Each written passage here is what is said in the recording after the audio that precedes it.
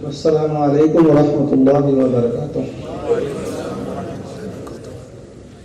अल्हम्दुलिल्लाहि रब्बिल आलमीन, अस्सलातु वस्सलामु अला सय्यिदिल मुरसलीन व बाद।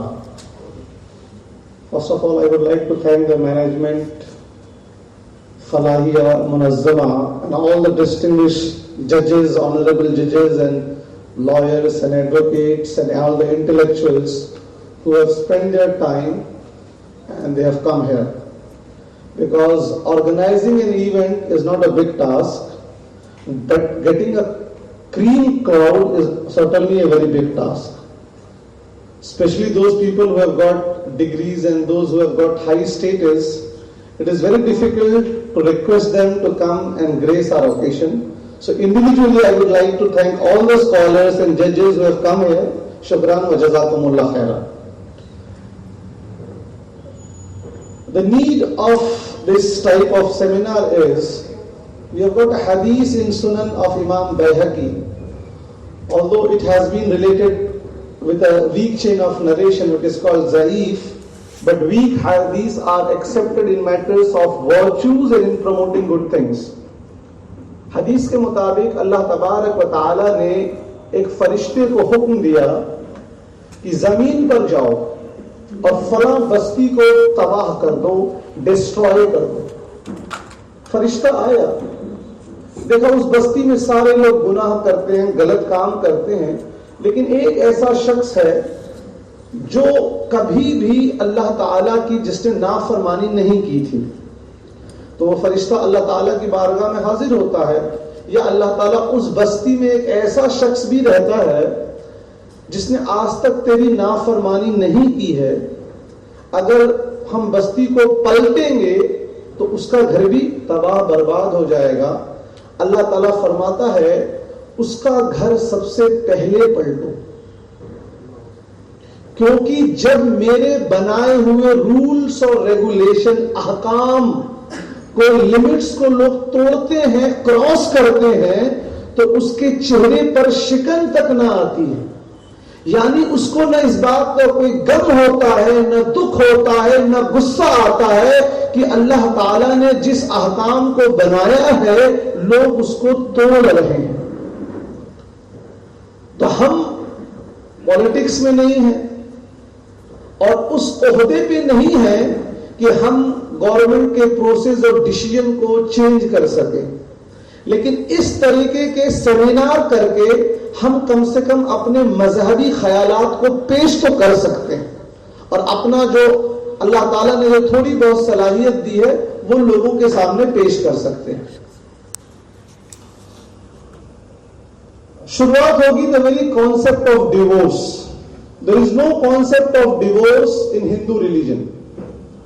When Sita was accused of wrongdoings, Rama asked his brother Lakshman to take Sita when she was in the state of pregnancy and drop her in a forest.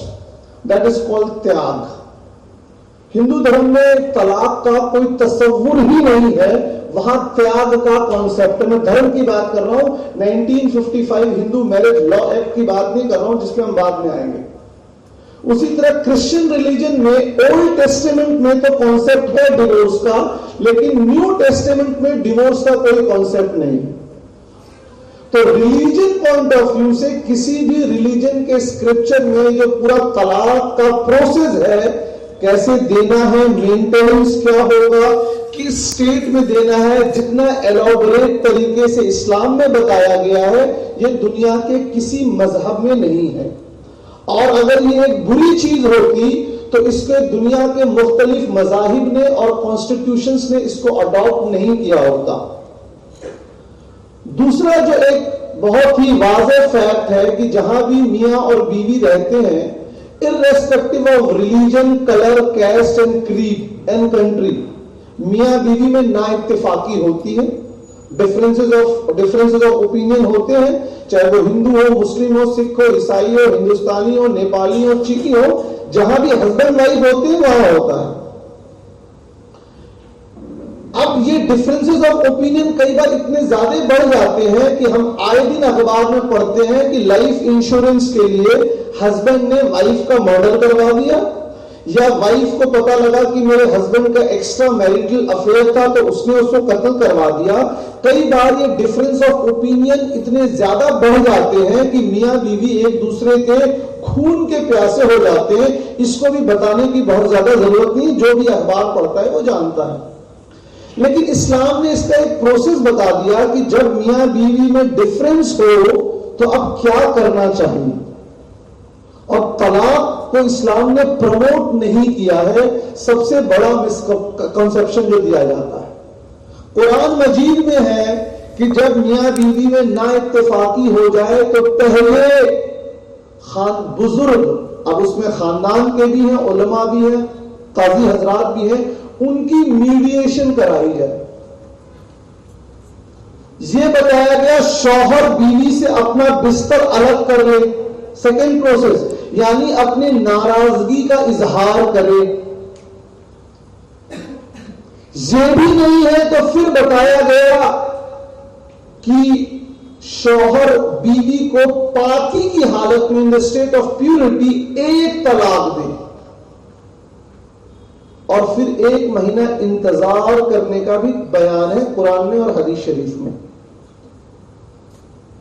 1 महीने के अंदर अगर ये डिफरेंस ऑफ ओपिनियन, मन मुटाव खत्म हो गया तो उसको बताने के लिए दोनों हस्बैंड वाइफ फिर से एक जैसे रहने लगे, एक ही कमरे में, या जो खलिश की दूर हो गई तो उनके वापस निकाह करने की कोई जरूरत नहीं है। लेकिन इतना ज्यादा डिफरेंस ऑफ ओपिनियन हो गया कि हर रोज लड़ते हैं और उनकी लड़ाई का असर बच्चे के जो है अपब्रिंगिंग पे पड़ रहा है, बच्चे को जो है मेंटल टेंशन हो रही है, हर रोज अम्मा अब्बा लड़ रहे हैं, गाली दे रहे हैं, लड़ाई हो रही है। इस्लाम इसको डिस्करेज करके बोलता है रेस्पेक्टफुली अलग हो जाओ, क्योंकि इस्लाम में जन्म जन्मांतर का रिश्ता नहीं है कि एक जन्म में बंध गए तो अगले 7 जन्म तक बंधे हुए हैं। इस्लाम में मैरिज इज अ कॉन्ट्रैक्ट। ठीक है, आपको मंजूर है, आप अलग हो। दूसरे महीने में आ गए, यहां पर भी गुंजाइश थी कि मन मुटाव दूर हो गए। अगर 2 महीने क्रॉस हो गए, उसके बाद आपका मन मुटाव दूर होता है तो अभी भी चांस है एक साथ रहने का।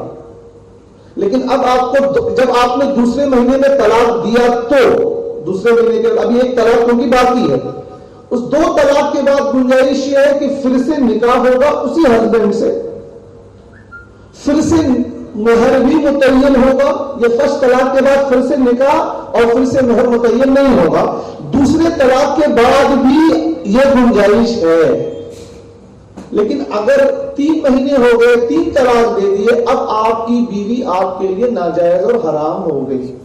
ये इस्लाम का पूरा प्रोसेस है। इसमें मीडिएशन भी बताया गया है, टाइम गैप भी दिया गया है 1-1 महीने का कि रिकंसिलिएशन का प्रोसेस हो, लोगों की मीडिएशन हो। आज जो सारे जुडिशरी जिसकी डिमांड कर रहा है, बहुत अच्छी बात है। लेकिन कहा यह जाता है कि नहीं जी, कुरान में तो 3 तलाक है ही नहीं। दिक्कत ये होती है, टीवी पर ऐसे लोग आते हैं जिनको अगर आप कुरान मजीद खोल कर दे तो वो कुरान मजीद पढ़ नहीं सकते, इंग्लिश ट्रांसलेशन पढ़ के आते हैं, एंड देन दे टॉक और दे ट्राई टू बिकम मुस्तहिक। मतलब मैंने कहा भाई क्यों आपने सूरह तौबा नहीं पढ़ी है? अब तलाक मर्रतान जहां है, तलाक इज ओनली ट्वाइस, इसके बाद वाली आयत नहीं पढ़ी आपने, सूरह बकरा आयत number 230, and then you utter it for the next time, which is the 3rd time, she will become haram for you. ये भी कुरान मजीद में है। अब तलाक मर्रतान के बाद वाली आयत में तलाक 2 ही है, और इसके बाद वाली आयत में और अगर तुमने इसके बाद दिया तो वो अब तुम्हारे लिए नाजायज हराम हो गई, जब तक कि वो किसी और से निकाह न कर ले और वो दोनों रिलेशनशिप फिजिकली न बना ले, और अगर वो उसको फिर तलाक दे, ऐसी सूरत में तुम उससे वापस शादी कर सकते हो। इस पे ऑब्जेक्शन आया कि इसी को हलाला कहते हैं। कहा भाई ये औरतों के ऊपर बहुत बड़ा जुल्म और ज्यादती है। हमने कहा क्यों, बताइए। औरत को एक मर्द ने तलाक दे दिया, दोनों तरीका, पहली बात एक मजलिस में 3 तलाक, हम उसमें बाद में आएंगे, it is not a recommend, it is अ तलाक बिदई, something which is an innovated way of giving talaq, which is not recommended by Sunnah. We will come to it later, inshallah tabarak wa ta'ala. So somebody gives talaq in a prescribed manner, talaq ahsan, with a gap of 3 months, with one talaq in one sitting, fine. After that, the wife becomes haram. Now she goes, after spending all those waiting period, she goes and marries someone else, a Muslim man, fine. दूसरे शौहर से उसने निकाह कर लिया. ये मुमकिन है कि नहीं कि उसका दूसरा शौहर का इंतकाल हो जाए? ये पॉसिबिलिटी है? या उसका दूसरा शौहर भी उसको तलाक दे दे? दोनों पॉसिबिलिटी है कि नहीं है? लेकिन इसके बाद जो थर्ड प्रोसेस है कि वो वापस अपने हस्बैंड से शादी कर ले, ये उसके ऊपर कंपल्शन नहीं है, ये तो उसके ऊपर है ना भाई. उसको एहसास लगे, अरे मेरा दूसरा शौहर तो मेरे पहले वाले से भी ज्यादा खराब था, या उसको लगे कि नहीं मुझसे गलती हुई थी फर्स्ट टाइम अलग होकर. तो ये जो पूरा प्रोसेस है, ये औरत, हाँ, अगर कोई बोले नहीं जी हमने तो समाज में ऐसा होते हुए देखा है कि अगर किसी शख्स ने अपनी बीवी को तलाक दे दिया, फिर उसको वो कहता है कि तुम एक रात के लिए इनसे शादी कर लो, और वो उस रात को दोनों रिलेशनशिप बनाते हैं, और अगले दिन सुबह उठकर उसका शौहर उसको तलाक देता है और ये फिर अपने पहले शौहर से शादी करती है. तो हम बता दें, इस तरह के सिस्टम को हनफी फिक़्ह में हराम कहा गया है. Any marriage in which the time period is being stipulated right at the time of निकाह is not approved by Hanafi jurisprudence. अगर कोई गलत काम करता है तो fault is not in the system, ये तो लोगों की गलती है ना. ये उस तरह का निकाह कबूल ही नहीं है जहां शादी के वक्त ये मुतय्यन हो रहा है कि मैं तुमसे सिर्फ 1 हफ्ते के लिए या 1 घंटे के लिए कर रहा हूं. That may be applicable in the Shia law. We will not go into it because we are not here to talk about the internal differences. But as per Ahlus Sunnah wal Jama'ah, Hanafi, Shafi'i, Maliki and Hanbali, the 4 school of Islamic jurisprudence, any contract of marriage in which the time period is being defined right at the time of nikah, that marriage, that nikah is invalid. तो ये औरत के लिए एक facility ये है कि जिसको भी ये इल्म होगा कि मैंने अपनी बीवी को अगर 3 तलाक दे दिया और इसको अब अगर वापस लेना चाहूंगा तो उसकी रूह कांप उठेगी सोचकर कि व्हाट इज द प्रोसेस. और औरत के ऊपर है, वो बोलेगी नहीं मुझे मंजूर नहीं है, थोड़ी जबरदस्ती कोई इसको शादी कर सकता है. तो ये प्रोविजन भी कुरान मजीद में, क्योंकि जो मई 11 को सुप्रीम कोर्ट की कॉन्स्टिट्यूशनल बेंच में जो हियरिंग होने वाली है उसमें 3 गए हैं. पॉलीगमी गया है, हलाला गया है और 3 तलाक इन 1 सिटिंग. इन तीनों पे हियरिंग हो रही है. इसलिए हम तीनों को थोड़ा थोड़ा करेंगे, लेकिन मेन टॉपिक हमारा 3 तलाक इन 1 सिटिंग रहेगा. अब आया कि ठीक है भाई, 3 तलाक in 1 sitting is not allowed. और अल्लाह के रसूल सल्लल्लाहु ताला अलैहि वसल्लम ने फरमाया कि अल्लाह ताला ने जिन चीजों को मुबाह किया है, जायज किया है, परमिसिबल किया है, उनमें जो सबसे नापसंदीदा डिसलाइक थिंग है वो है तलाक. दूसरी रवायत में कि जब कोई शख्स अपनी बीवी को तलाक देता है तो अल्लाह ताला का अर्श इलाही कांप उठता है. तो तलाक is something which Islam discourages. We don't promote talaq, but at the same time मियाँ बीवी जब एक दूसरे के खून के दुश्मन हो जाए तो खून करके जेल जाने की सजा के बजाय एक बहुत ही रेस्पेक्टेबल मैनर में लेट अस पार्ट अवे. ये समझना चाहिए कि इस्लाम तलाक को प्रमोट नहीं करता है. 2011 इंडियन गवर्नमेंट का सेंसस ऑनलाइन है, anybody can Google and check it, census.nic.in. It states number of Hindus who have given talaq to their wife is more than number of Muslims. I've got exact figures. 8,50,000 some for Muslims and 20 lakh something for Hindus. तो ये भी है कि मुसलमानों में तलाक का rate बहुत ज्यादा है. खुद गवर्नमेंट कहती है it is not related with any religion, it is related with cities. Number of cases of divorce of people living in Mumbai, Bangalore, Chennai metropolitan city, there the numbers are high because of the cosmopolitan and mental pressure. It is not related with any particular religion. This is 2011 census.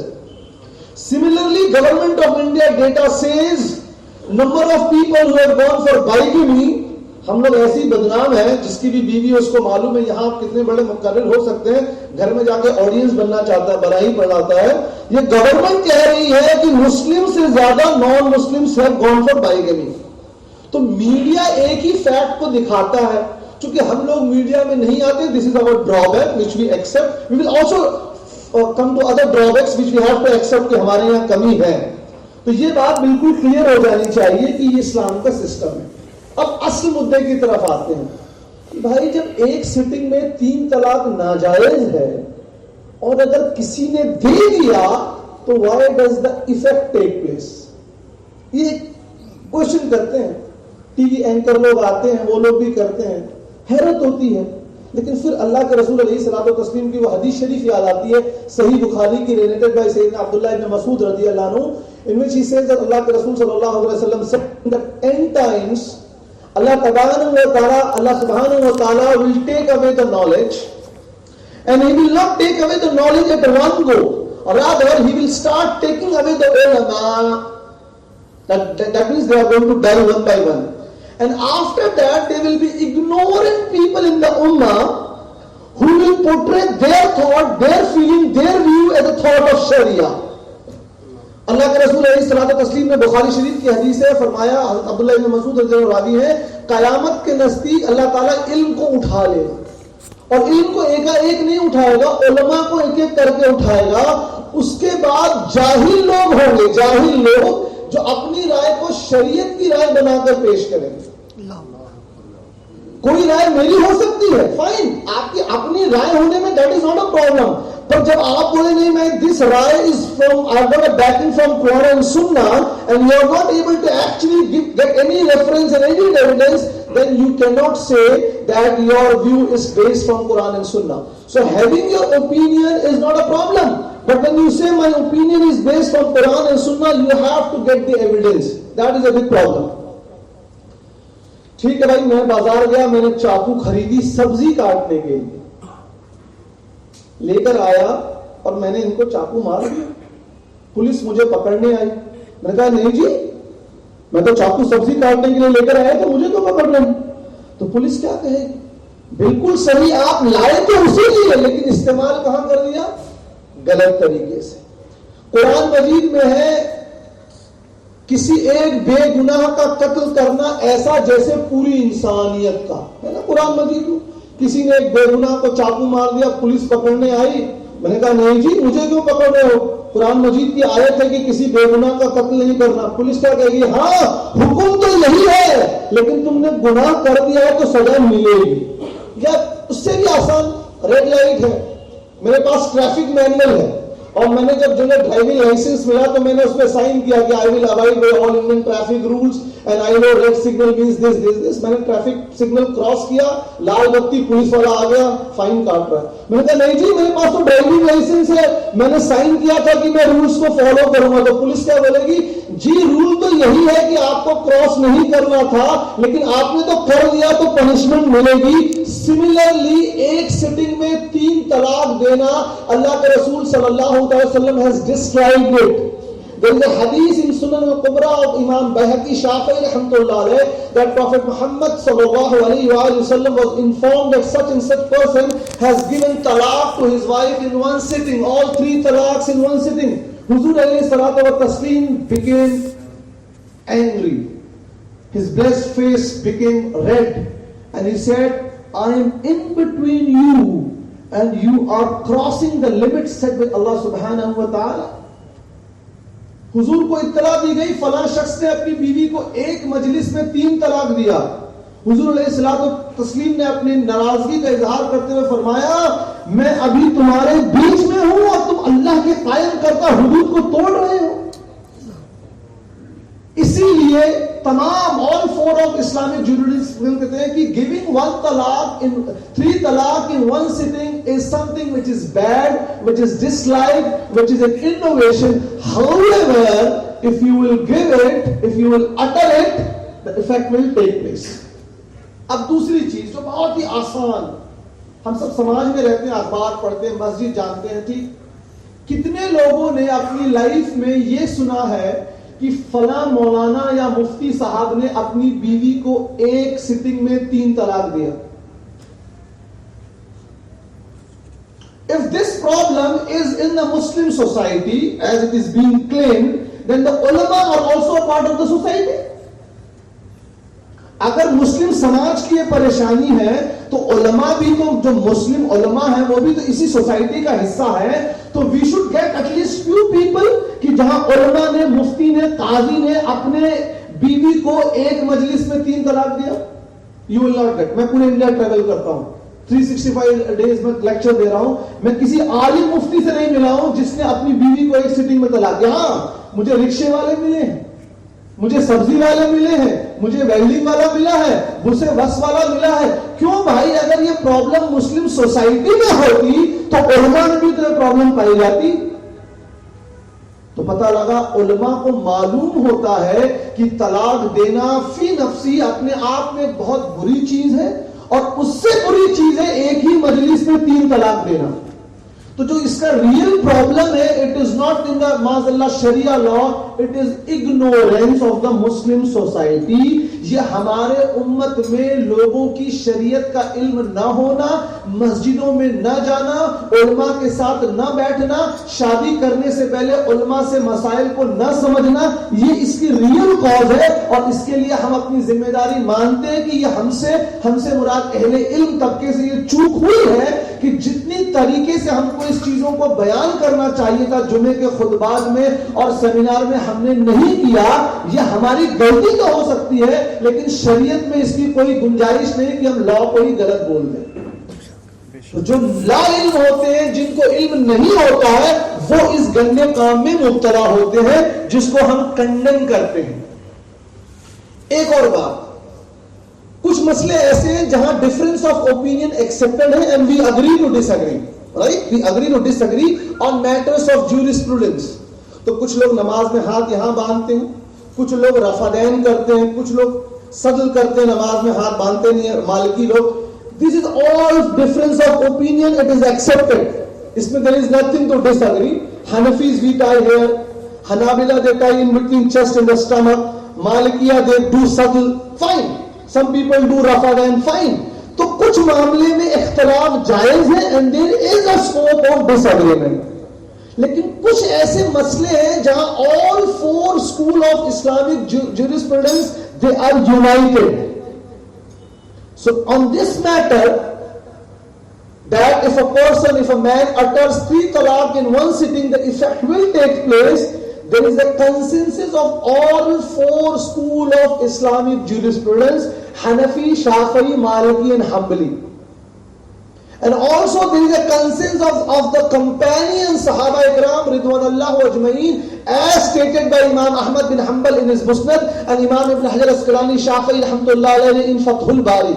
यह एक ऐसा मसला है जहां चारों फुकहा का इजमा है और तमाम सहाबा का इजमा है, कंसेंसस है कि अगर कोई शख्स एक मजलिस में 3 तलाक देना नहीं चाहिए, बहुत बुरी चीज है, लेकिन कोई जाहिल है, किसी ने दे ही दिया, तो इफेक्ट विल टेक प्लेस.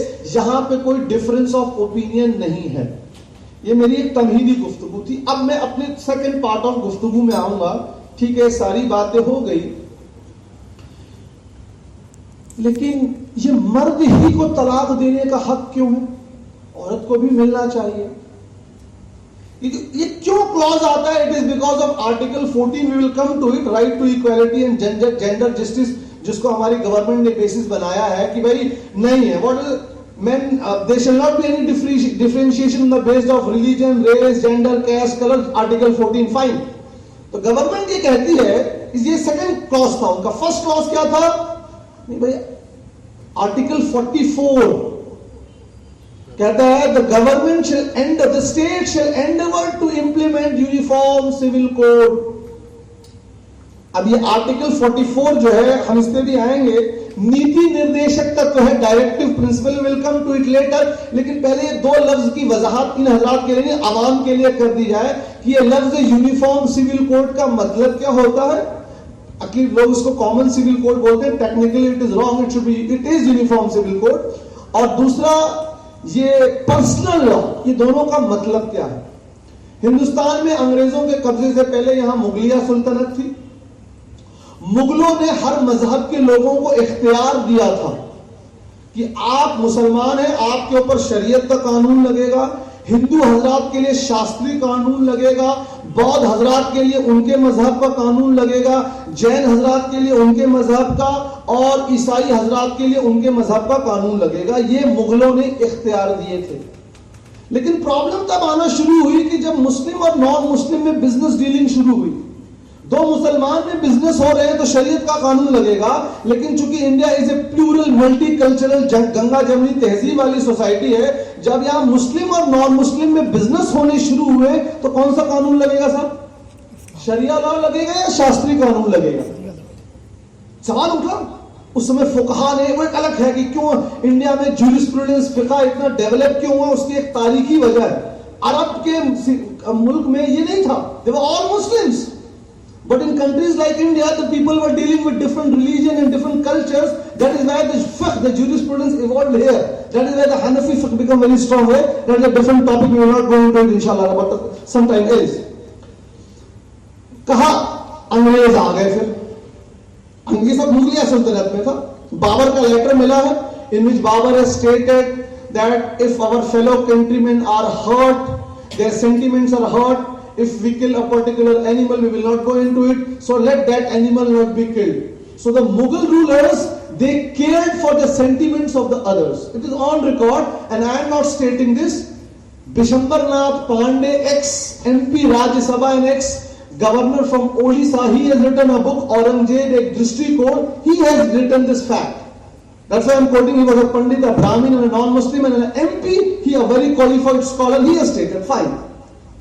अब अंग्रेज आए, अंग्रेजों ने कहा भाई ये जो लोगों को अपने अपने मजहब की आजादी है ना, हम इसको खत्म करेंगे, हमारा अपना हम कानून बना रहे हैं, और ये जो सजा है चोरी करने पर हाथ काटना या जिना करने पर कोड़े लगाना, अगर गैर शादीशुदा है और शादीशुदा है तो संसार, कहा हम इन कानूनों को सबको खत्म कर रहे हैं, अब हम अपना कानून बनाएंगे और उस कानून से सारे लोगों के लिए वो कानून होगा, लेकिन कुछ मामलों में हम इंटरफेयर नहीं करना चाहते हैं, जो बड़े ही खास आपके सेंटिमेंटल इमोशनल मामले होते हैं, जैसे आपकी शादी ब्याह, डिवोर्स, आपकी विरासत, आपका विल, आपकी वक्फ मैनेजमेंट वगैरह वगैरह। इनको कहा कि भाई देखिए आपका ये जो लॉ है, क्रिमिनल लॉ नहीं चलेगा, क्रिमिनल लॉ जो हम बनाएंगे वो चलेगा, लेकिन ये जो खास मामले हैं शादी ब्याह, तलाक, बहुपत्नी वगैरह वगैरह, डिवोर्स और वगैरह,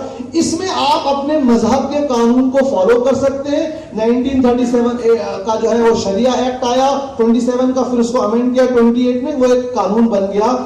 47 में हिंदुस्तान आजाद हो गया और बाबा भीमराव अंबेडकर यहां के पहले कानून मंत्री बने। उन्होंने 1950 में एक पेशकश की एज ए लॉ मिनिस्टर कि ये जो कुछ मामलों में लोगों को मजहबी आजादी दी गई है, we want to end this, and he was the first person after independence who proposed uniform civil code. ये किसी मौलाना, मुफ्ती या किसी मुस्लिम लॉयर या जज ने नहीं, the first instance of uniform civil code, कि ये जो कुछ मामलों में मजहबी आजादी है ना, शादी ब्याह, तलाक और ये आपकी जायदाद और विरासत, इसको भी खत्म करो, ये भीमराव अंबेडकर ने पेश किया। और उसकी मुखालिफ उन्होंने क्यों पेश किया, इसकी वजह है, कहा हिंदू धर्म में as per Mitaksara law of inheritance or as per Daya Bhaga law of inheritance, Mitaksara is found in Bengal and Assam and the Daya Bhaga in the rest part of the country. दोनों कानून के मुताबिक बेटी को अब्बा की, पिताजी के प्रॉपर्टी में कोई शेयर नहीं है। और मैं एक मजे की बात बताऊं, आज जो लोग वुमेन, आज की डेट में, आज 26 फरवरी 2017 को इंडिया का कानून सुन लीजिए साहब, जो लोग वुमेन्स राइट की बात करते हैं, आज की डेट में भारत का कानून क्या है? उत्तर प्रदेश में एक land seizing law, land reform act 1950 आया।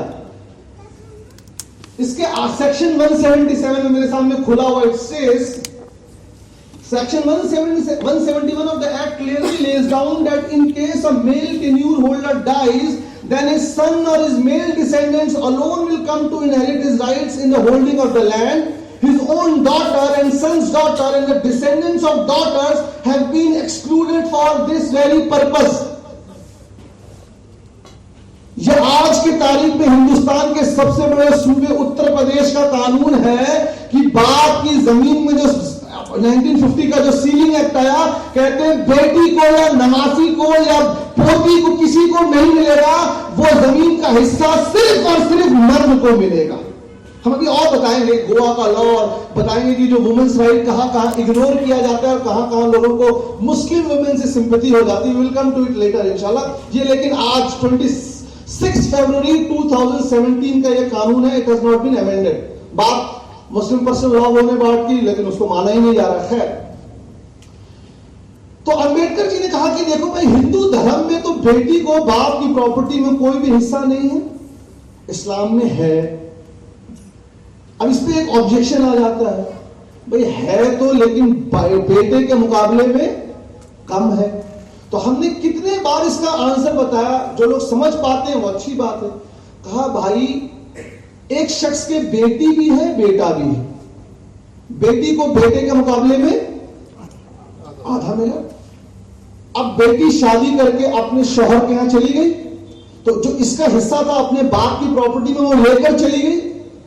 वहां शादी के बाद शौहर का जो प्रॉपर्टी है उसमें उसको हिस्सा मिल रहा है कि नहीं मिल रहा? ठीक, बेटे को ज्यादा मिला है, लेकिन बेटा शादी करके जब अपनी बीवी ला रहा है तो उसकी वो कम हो रहा है कि नहीं? शेयर कम हो रहा है, क्योंकि आने वाली उसकी बीवी को भी दिया जा रहा है। अगर दोनों को बराबर देंगे तो बेटी यहां भाई के बराबर भी ले रही है और वहां जाकर अपने मियां से भी ले रही है। यह कानून किसी इंसान ने नहीं बनाया, यह अल्लाह तबारक व तआला ने बनाया है। इनजस्टिस हो ही नहीं सकता। और कुरान मजीद में मर्द के ऊपर फर्ज किया गया है कि अपनी बीवी का मेंटेनेंस करे, और हनफी फिक़्ह की किताबों में लिखा है कि मेंटेनेंस का माने ये है कि अगर ठंडी के दिनों में शादी हो रही है तो उसको गर्म कपड़ा देने की शर्त है। अब हम लोग नहीं दें अपनी बहनों को, अपनी बेटियों को प्रॉपर्टी, ये हमारी कमी है, लेकिन शरीयत में कोई कमी नहीं है, अवर शॉर्ट कमी। खैर, तो अंबेडकर जी ने कहा कि भाई हिंदू धर्म में as per any of the laws of the inheritance, Dayabhaga और मिताक्षरा, और daughter is not entitled to even a single penny, so I want to abolish this personal law. Personal law मैंने बता दिया, जो कुछ मामलों में आजादी दी गई ना, कहा ये आपके और right. Personal laws have not been given only to Muslims, it has been bestowed to Christians also, Parsis also, Jain also, Sikh also. ये हम पर कोई एहसान नहीं है कि सिर्फ हमारे पर्सनल लॉ है, हिंदू धर्म के लोगों को भी पर्सनल लॉ की इजाजत है, तो इसको पर्सनल लॉ बोलते हैं। अब जब अंबेडकर ने ये प्रपोजल दिया तो इसकी सबसे पहले मुखालिफत किसने की साहब? First home minister of India Vallabhbhai Patel. And I don't want to go into all big names, I don't want to go into it. Hindu समाज के बड़े बड़े लोगों ने कहा नहीं जी, ये तो हमारे मजहब में मुदाखिलत है, we don't want any uniform civil code. And then at that time in 1950 they constituted Hindu Mahasabha women's wing, और औरतों ने प्लकार्ड लेकर मार्च किया था 1950 में, हम हिंदू धर्म की औरतें हैं, हमको हमारे बाप की प्रॉपर्टी में कुछ नहीं चाहिए, ये हमारे रिलीजन का कानून है, अगर आप इसको बदलेंगे तो हमारे रिलीजन में आप मुदाखिलत कर रहे हैं। हमने कहा अरे आप 1950 को क्यों भूल गए? पूरी लिस्ट है, मैं नाम नहीं दूं, बड़े बड़े अपार्ट फ्रॉम पार्टी लाइन साहब, पार्टी लाइन और रिलीजियस एफिलिएशन को छोड़कर लोगों ने कहा कि we don't want. Fine, Ambedkar ji को बड़ा दुख हुआ और उन्होंने त्याग दे दिया, और उसी गम में 1955 में वो चल बसे। फाइन, लेकिन गवर्नमेंट को तो एहसास हुआ कि भाई ये बात तो अंबेडकर जी बड़े इंटेलिजेंट थे भाई, उन्होंने बात तो सही की थी कि हिंदू ख्वातीन, हिंदू लेडीज को भी बाप की प्रॉपर्टी में, जायदाद में हक मिलना चाहिए। सो वो 1955 में हिंदू मैरिज लॉ एक्ट लाए, वो 56 में भी रिफॉर्म हुआ, कुछ अमेंडमेंट किया, और वो हमारे लिए भी एप्लीकेबल नहीं, हमारे लिए तो वही 27 का शरिया लॉ चल रहा था। 1955 का हिंदू मैरिज लॉ एक्ट बनाया गया, जिसके मुताबिक हिंदू हजरात जो इस मुल्क में रहते हैं वो उस कानून के तहत गवर्न होंगे। फाइन, कोई बात नहीं। अब यहां पे दो बहुत बड़े लैक्यूने हैं। 1955 Hindu marriage law states there shall not be marriage between uncle and niece. And what is the exception?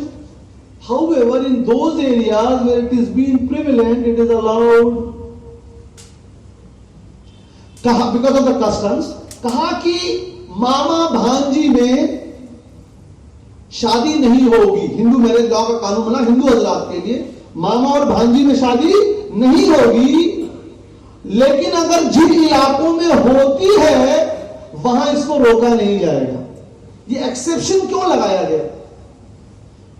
क्योंकि साउथ इंडिया के 4 state Kerala, Andhra Pradesh, Tamil Nadu, Karnataka and few parts of Maharashtra, यहां पर आज भी हिंदू धर्म में मामा और भांजी में शादी होती है। इनफैक्ट आंध्र प्रदेश में मामा has got first right, if he denies then only she can go for some other man.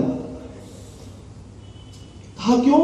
कहा बिकॉज हिंदू धर्म is not a well defined law, we have got local customs and traditions. Fine, अच्छी बात, मुसलमानों को कोई एतराज नहीं है भाई, फाइन। फिर उसी 1955 के हिंदू मैरिज एक्ट में एक और चीज कहा गया, there shall not be marriage between maternal brothers and sisters and फुफेरी बहन, ममेरी बहन, चचेरी बहन भाई में शादी नहीं होगी। आगे क्या? However, in those areas where it is prevalent, it is allowed. लेकिन जिन इलाकों में ऐसा हो रहा है वहां इसकी इजाजत है। तो आप यूपी में आए, दिल्ली में आए, राजस्थान में आए, गुजरात में आए, पंजाब में आए, अगर कोई हिंदू हजरात अपनी फुफेरी बहन, ममेरी बहन से शादी कर लेगा तो उसको जेल हो जाएगी। I got a supreme court ruling, 2013 ruling, जहां पर एक सिख ने, because Sikhs are also known by the Hindu law, again because of the customs, will come to it later, एक सिख साहब ने अपनी चचेरी बहन से शादी कर ली।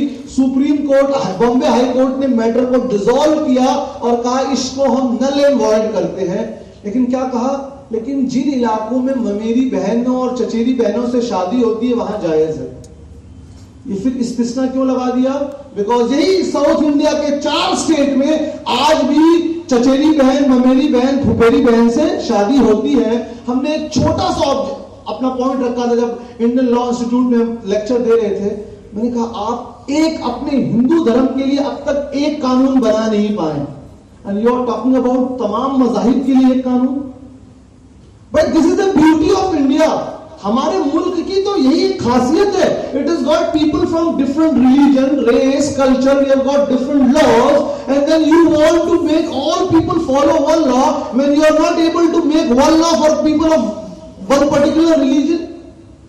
मैं इस पर और भी आऊंगा, खैर हम वापस आते हैं। देखिए, औरतों को तलाक का हक भी मिलना चाहिए। हमने कहा ये आप कहते हैं ना भाई। पहली बात जो article 25, you have got freedom to practice and propagate your religion as long as it does not causes law and order problem and obscenity. यही ना मुखफ़्फ़फ़, कि आप अपने मजहब को अमल कर सकते हैं जब तक कि ऐसा करने से आप समाज में बेहयाई और बुराई ना फैलाएं। ठीक है? अगर कल को मैं पूरे कपड़े निकाल कर यहां घूमूंगा, पुलिस मुझे पकड़कर ले जाएगी, राइट? क्यों? क्योंकि मेरे इस काम से समाज में क्या फैल रहा है? ऑब्सिनिटी। फाइन। लेकिन अगर एक जैन मुनि जी घूमेंगे, क्या पुलिस पकड़ सकती है उनको? उनको तो हरियाणा के हाउस में बुलाकर स्पीकर से भी ऊपर बैठाया गया। We don't have any problem. हम कहां दूसरों में इंटरफेयर करते हैं? Fine. It is because of article 25। वही जो आर्टिकल 25 है, मजहबी आजादी का इख्तियार, कि हर शख्स को अपने मजहब पर अमल करने का इख्तियार है। फाइन। मैं कल एयरपोर्ट पे जाऊंगा, अगर मेरे जेब में छोटा सा ब्लेड होगा, निकाल दिया जाएगा। लेकिन एक Sikh can carry his kirpan. Fine. Airport में भी, एरोप्लेन में भी, लोकसभा में भी। Why? Freedom of religion. It is a part of his religion to carry kirpan. आप यूनिफॉर्म सिविल कोड की बात कर रहे हैं साहब, इनको ये क्या करेंगे फिर? अब बराबरी का लेना चाहते हैं ना भाई, हमको, हम कुछ नहीं कह रहे, लेकिन आप हम पे क्यों कंपल कर रहे हो? तो अब इन लोगों ने कहा नहीं, वो आर्टिकल 44 है ना, The government shall endeavor, the state shall endeavor to implement uniform civil code throughout this country. तो ये क्या हुआ, एंडेवर लफ्ज आया है, यानी कोशिश करेगी। अब यहां इनको तो नहीं, आप सबको, ये तो सब एक्सपर्ट लोग हैं, आवाम के लिए बता दूं, जो आर्टिकल 44 है ये डायरेक्टिव प्रिंसिपल है, और आर्टिकल 25 जो है ये फंडामेंटल राइट है। इन दोनों में कंपैरिजन क्यों नहीं हो सकता, बिना तशबीह व बिना तमसील, without any similitude and without any comparison, just for explanation. एक फर्ज नमाज है और एक नफिल नमाज है, किसको अहमियत मिलेगी ज्यादा भाई साहब? Fundamental rights can not be changed, it is fundamental. Directive principle can not be implement by any court of the law. उसको रखा गया है कि गवर्नमेंट जब कोई पॉलिसी बनाएगी तो that will act as a directive principle, इसलिए बोलते हैं नीति निर्देशक तत्व। अगर आपको आर्टिकल 44 से इतनी हमदर्दी है तो आर्टिकल 47 भी तो है। The state shall endeavor to abolish sale of alcohol throughout the country। ये मुल्क पूरी कोशिश करेगा कि इस पूरे हिंदुस्तान में कहीं भी शराब ना बेची जाए, लेकिन शराब से हमको एक्साइज आ रही है, इसलिए शराब के बारे में कभी हम बात नहीं करेंगे। आज किसी पुलिस स्टेशन में चले जाइए, on record 75% of the road accident is due to alcohol consumption, 60% of the domestic violence is due to दारू, लेकिन our government doesn't want to ban दारू because we are getting मुद्रा। तो ये कोई औरतों से कोई हमदर्दी अगर आपको होती तो आपने ये कर दिया होता कि भाई औरतों को ज्यादा उत्पीड़न दारू से हो रही है, अबॉलिश दारू।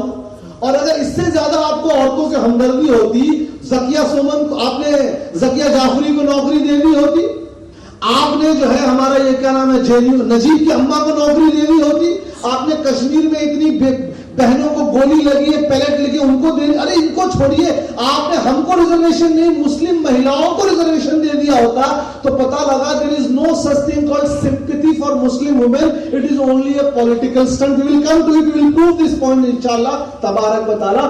मुस्लिम औरतों से कोई हमदर्दी नहीं है साहब, ये कोई नहीं होना चाहिए, ठीक है साहब। तो ये औरतों को हक क्यों नहीं है भाई तलाक देने का? हमने कहा पहली बात, कुरान मजीद में जहां भी तलाक का जिक्र आया है, अल्लाह ताला ने जो ग्रामर, जिनको अरबी मालूम है, जो सिगा इस्तेमाल किया है वो मैस्कुलिन का इस्तेमाल किया है, यानी मर्द ही को इख्तियार दिया गया है कि वो तलाक दे। अब आप एज ए मुस्लिम अगर आप हैं तो आप कुरान के विजडम, और मैं इसका रैशनल आर्गुमेंट दूंगा, लेकिन पहले विद इन द मुस्लिम्स बात करें कि हम अपने आप को मुसलमान कह रहे हैं तो अल्लाह ताला को, रसूल को और कुरान मजीद को तो हम मान रहे हैं। हमारा डिफरेंस हो सकता है मजार पर जाना ना जाना, उर्स कैसे मनाना, ऊँटा चुभना कि नहीं, नमाज पढ़ने में, हमारे बहुत सारे मामले में डिफरेंस हो सकते हैं, लेकिन ये तो इस्लाम का कोर है ना भाई, कि अल्लाह को मानना, रसूल अलैहिस्सलातु तस्लीम को मानना, और कुरान मजीद को अल्लाह ताला की लास्ट रिवील्ड किताब जिसमें कोई चेंजेस नहीं हो सकता है, ये तो कोई डिफरेंस ऑफ ओपिनियन नहीं है हमारा। एक और बात बताता हूं कि ये एक ग्रुप है, हम विल कम टू इट, और बताएंगे कि क्यों ये जो मुस्लिम महिला मोर्चा वाली औरतें आ गई, हमसे मिली है टीका लगाकर, हमने इनके ऑब्जेक्शंस के जवाब भी दिए, कौन है, will come to it later. तो पहली बात, कुरान मजीद में जो तलाक देने का इख्तियार है वो मर्द को दिया है, जिस तरह औरत के ऊपर मेंटेनेंस की जिम्मेदारी मर्द को दी है। शादी में मर्द के ऊपर इस्लाम में यह फर्ज है, फर्ज जिसको फर्ज है, फर्ज है कि अपनी बीवी का पालन पोषण करे, मेंटेनेंस करे, इसलिए उसको एक दिया गया है।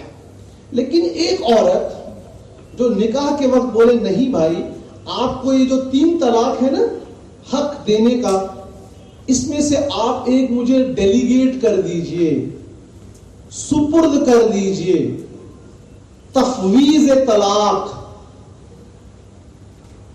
और अगर मर्द मान जाए तो अब औरत को भी तलाक का हक मिल गया। और एक अहम बात, ये सिर्फ तलाक के निकाह के वक्त नहीं है, शादी के 40 साल बाद भी औरत ये कंडीशन रख सकती है। अब अगर मर्द बोले नहीं जी मैं तुमको ये इख्तियार नहीं दूंगा, औरत के ऊपर तो किसी ने बंदूक नहीं लगाई, ठीक है मैं तुमसे निकाह नहीं करूंगी, it's called pre marriage contract. और हमारे पास ऐसे निकाहनामा आए हैं अमेरिका से जहां औरतों ने एक क्लॉज रखा है कि तुम मुझे शादी के बाद हफ्ते में एक बार घुमाने ले जाओगे, and if you agree to it you will have to take it, अगर आपके दिल में अल्लाह का खौफ है तो। It's called pre marriage contract. ऐसे भी लखनऊ के हमारे पास निकाहनामे आए हैं जहां लड़कियों ने शर्त रखवाई है कि आप मुझे पान खाने से नहीं रोकेंगे। बता दूं मैं, अब अगर मर्द बोले कि ठीक है मुझे जो 3 इख्तियार है मैं तुमको एक दिया या 2 दिया या तीनों दे सकता है माइंड यू, और बोला कि ठीक है मैंने एक तुमको दिया एक मुफ्ती साहब को दे दिया, यह भी पॉसिबल है।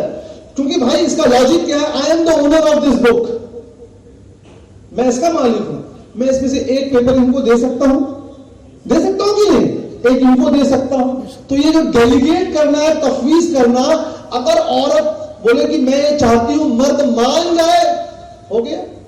अब एक क्लॉज आता है यहां पर जो मुस्लिम महिला मोर्चा वाली, नहीं ये भी औरत को देखिए हक तो नहीं मिल रहा है, she has to ask for it, ये भी एतराज करते हैं। हमने कहा fine, if she doesn't like, if she doesn't agree, let her go out of the marriage. भाई मैरिज तो कॉन्ट्रैक्ट है ना, अगर शौहर बोले नहीं मैं नहीं दूंगा, ठीक है मेरे लिए दूसरे 24 लड़के लाइन में खड़े, मैं किसी से शादी कर लूंगी, then go and find out a boy who agrees to give this talaq tafweez to you. अब आप मर्द पे तो उंगली नहीं लगा सकते कि हमको दो, जिस तरह आप नहीं मान रही। और बाय डिफॉल्ट जब मैं इंडिया में पैदा हुआ हूं, बाय डिफॉल्ट मैं हिंदुस्तान के कानून को मानने के लिए तैयार हूं। मालूम, मुझे मालूम है कि लाल बत्ती जो है उस पर रुकना है, मुझे मालूम है मुझे पब्लिक प्रॉपर्टी को डिस्ट्रॉय नहीं करना है। जब कोई मुस्लिम लड़की मैरिज के कॉन्ट्रैक्ट में दाखिल होती है, शी नोज कि the husband has got the right to issue divorce, and if she has got objection she can raise this objection right at the time of marriage nikah, and if the husband agrees to delegate the right of divorce, then the nikah can take place. If the husband, the would-be husband refuses to give this, the woman, the girl can go out of it, there is no compulsion, खत्म। अब क्या हो रहा है, जो भी western, मैं अल्हम्दुलिल्लाह 45 कंट्रीज गया हूं, मैं बता दूं, और जो भी न्यूज़पेपर पढ़ता है वेस्टर्न कंट्रीज में it has become a fashion. एक बहुत ही गंदी मैगजीन, आई डोंट वांट, उसका नाम नहीं लेता हूं, उसके ओनर जो है he was 90 and then he married a girl who was 18 and that girl took divorce in 6 months और उसकी प्रॉपर्टी ले ली। Then the same girl goes and marries another man who is also a billionaire and then stays with him for 3 months, then again हो गया। तो अब कहिए भाई ये क्या है, मर्दों को होता है कि नहीं? इसलिए बहुत सारे मर्द इसको नहीं देते हैं, लेकिन इस्लाम ने ये प्रोविजन दिया। Mind you, India is still a male-dominated society, irrespective of which religion you follow, whether Hinduism or Brahminism or whatever. India अभी भी पुरुष प्रधान देश है, हमको इसको बदलना है, लेकिन ये कोई दिक्कत नहीं है। कहा ठीक है भाई, लेकिन ये जो इंटरनेट से तलाक आ जाता है ये क्या है? जिनकी मुस्लिम महिला वार्चों में इंटरनेट से तलाक कैसे हो जाता है? मैंने कहा भाई मलया का नाम सुना है, हमारे मेंबर ऑफ पार्लियामेंट, ये मैं बता रहा हूं, Indian law institute supreme court premises में बात हो रही, मैं बोल रहा था, हाँ सुना है। मैंने कहा हिंदुस्तान में उन्हें विधि द्वारा स्थापित पर किताब और कानून पर हाथ रखकर राज्यसभा के मेंबर बने, फाइन, मेंबर बन गए। उसके बाद उनके ऊपर वो आरोप लगा और कहां चले गए? इंग्लैंड। उन्होंने उस कॉन्ट्रैक्ट में कहां दाखिल हुए? इंडिया में दाखिल हुए कि मैं भारत के कानून की हिफाजत करूंगा, संविधान पर अमल करूंगा। ये उन्होंने जो साइन किया और जो गीता संविधान पर हाथ रखकर कसम खाई, ये कहां पर हो रहा है? पूरा इंडिया के अंदर। लेकिन वो चले गए इंग्लैंड और वहां से जाकर अपना रेजिग्नेशन भेजा, and it was accepted in India. मैंने कहा how is it possible sir? You are signing contract in India that I will go follow all the rules and regulation, but then at certain point of your life you have got fear, and then you end your contract sitting in London and you don't have any problem. ये जो तलाक दूर से देने का हक है, ये सिर्फ मर्द को नहीं है, मान लो। अगर एट द टाइम ऑफ निकाह औरत ने तलाक के तफवीज का हक ले लिया, तो औरत भी इंग्लैंड में बैठ के तलाक ले सकती है। ये अगर हमको मालूम नहीं तो ये हमारी लाई नहीं हो सकती है साहब। ये शरीयत पे उंगली नहीं उठा सकते। फाइन, चलिए बात भी हो गया। अब हम और आगे आते हैं कि ये इशू आया कैसे। इसी कंट्री की बात हो रही है, ऑनरेबल जजेस बैठे हैं, जहां 2011 में सुप्रीम कोर्ट की रूलिंग है लिविंग रिलेशनशिप इज अलाउड। मालूम है ना, एक औरत और एक मर्द बिना शादी करे फ्लैट में रह सकते हैं, जायज। एक मर्द और दो औरत भी रह सकते हैं बिना शादी करे, कॉलेज के स्टूडेंट। लेकिन अगर उस मर्द ने उनसे शादी कर ली तो साथ नहीं रह सकते हैं। This is the beauty of our flexible laws. बिना शादी करे आप एक घर में 3 औरतों 2 औरतों, ये मुस्लिम्स के लिए नहीं है, नॉन मुस्लिम्स के लिए कानून है, लेकिन अगर आपने शादी कर ली तो आप उनके साथ नहीं रह सकते साथ। क्यों? Because bigamy is not allowed in Hindu religion. We are not talking about exceptional situations where your wife can not become pregnant and all those things. एक और बात, बड़े मजे की बात, गोवा है स्टेट, गोवा में आज की तारीख में मुस्लिम्स के ऊपर या हिंदूज के ऊपर पोर्चुगीज लॉ लगा हुआ है आज 2017 में। तो पूरे इंडिया का मुसलमान 2 शादी कर सकता है। मैं कहने को नहीं बोल रहा हूं, मैं बहुत झगड़ा चाहिए होता है, कोई करिएगा नहीं, गलती है, बता रहा हूं मैं कि कर सकता है। लेकिन गोवा का मुसलमान 2 शादी नहीं कर सकता, ये आज की कानून है। और पूरे इंडिया का जो नॉन मुस्लिम हिंदू हजरात हैं वो 2 शादी नहीं कर सकते। एक्सेप्शंस में नहीं आ रहे हैं, जैसे करुणा जी ने 3 की थी, मुलायम सिंह जी ने 2 की और धर्मेंद्र ने भी की, नहीं। इन जनरल रूल यही है। लेकिन गोवा के हिंदू के लिए क्या कानून है, सुन लीजिए साहब। गोवा के हिंदू के लिए after marriage till the age of 25, if your wife doesn't give you a child, you can go for second marriage, and till the age of 30 years if she doesn't begets you a male child, just to get a male child you can go for a second marriage। ये आज 2017 में है, गोवा में किसी हिंदू शख्स ने एक हिंदू नारी से विवाह किया और विवाह के उपरांत अगर उनके 25 साल की उम्र तक कोई भी बालक या बालिका पैदा न हुई तो बालक और बालिका की चाहत के लिए वे द्वितीय मैरिज, द्वितीय निकाह और विवाह में जा सकते हैं। और अगर 30 साल की उम्र तक सिर्फ लड़की पैदा हो रही है तो लड़के की चाहत के लिए आज भी Hindu can marry A second wife, Muslim can not marry. भाई वो यूनिफॉर्म सिविल कोड की आप क्यों नहीं बात कर रहे हैं? भाई बनाइए, बीजेपी की गवर्नमेंट है गोवा में, सेंटर में भी है, let us make it, we are listening to it. या आपने कोड मैनिफेस्टो में बोल दिया वी विल मेक दिस। और साइंस के स्टूडेंट है कोई, एनी स्टूडेंट ऑफ साइंस? माशाअल्लाह, very good. We have got, men have got what chromosomes? XY and women have got only X. So who determines the gender of the child? Male. Right? और आप ये जो clause दे रहे हैं दूसरी marriage का, तो the problem is in the male, why you don't allow in the second marriage? मैं पॉलिटिकल आदमी, बिल्कुल अपॉलिटिकल हूं, किसी पॉलिटिकल पार्टी से मेरा कोई रिलेशन नहीं है। मैं एज ए थिंक टैंक काम करता हूं। And then you talk about सब बेटी पढ़ाओ एंड बेटी जो भी है सबका क्या है। तो आप यू कैन नॉट फूल। तो बोले अच्छा अब आते हैं, ये हुआ पूरा। अब मैं आता हूं, ये पूरा मसला आया कैसे? 1955 में हिंदू मैरिज लॉ बनाया गया और कहा गया भाई देखिए हिंदू धर्म में बेटी को कोई हक नहीं है, बट अब हम 55 में हिंदू धर्म में बेटी को बाप की प्रॉपर्टी में हिस्सा दे रहे हैं। फाइन दे दिया गया, लेकिन बराबरी का हिस्सा नहीं दिया गया। वो मुकदमा चलता रहा चलता रहा चलता रहा। 2005 में सुप्रीम कोर्ट की रूलिंग आई कि अब जो है बेटी और बेटे को बराबर का हिस्सा मिलेगा। It was in 2005। अच्छी बात। एक औरत गई मुकदमा लेके सुप्रीम कोर्ट 2011 में। उसका मुकदमा क्या था कि ये जो कानून बना है, ये ऑफ कोर्स मुस्लिम्स ने नहीं, हिंदू मैरिज लॉ है, ये जो कानून बना है कि हिंदू बाप की प्रॉपर्टी में बेटी और बेटे को बराबर का हक मिलेगा, ये 2005 में बना है। अगर मेरे पिताजी की मृत्यु 2005 से पहले हो गई है तो मुझे मिलेगा कि नहीं मिलेगा? अच्छा केस था, लेकर गई वो। तो ये सुप्रीम कोर्ट का जजमेंट है, मेरे पास ऑनरेबल जजेस के नाम नहीं है, लेकिन मैं नाम वाम लेता नहीं हूं क्योंकि नॉर्मल डिस्कशन है। तो जजेस का जो फैसला आया, डबल बेंच थी वो, फैसला आया कि नहीं, ये कानून जो है 2005 में बना है, चूंकि आपके पिताजी 2005 से पहले जा चुके हैं, इसलिए आपको आपके भाई के बराबर प्रॉपर्टी में शेयर नहीं मिलेगा।